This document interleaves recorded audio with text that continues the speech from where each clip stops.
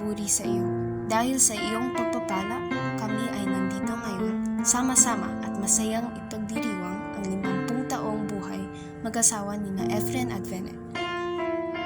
Nagpapasalamat po kami sa mga taong naging bahagi ng paghahandang ito at sa presensya ng mga kapamilya at kaibigan naglaan ng kanilang mga oras para makisaya sa aming pagdiriwang.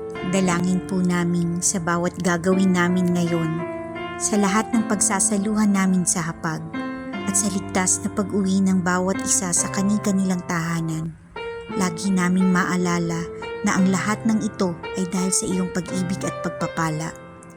Patuloy niyo pong basbasan ang pagsasama ni na Efren at Venner, gayon din ang mga taong naging bahagi ng kanilang kwento, mga taong nagmalasakit, naging mga kaibigan, karamay, at lahat ng naging daan para ang kanilang buhay mag-asawa ay maging matatag. Naway sa araw na ito, kaming lahat ay mapuno ng pasasalamat, saya at pag-ibig. Ang lahat ng ito ay hinihiling po namin sa iyong pangalan, aming Panginoon. Amen.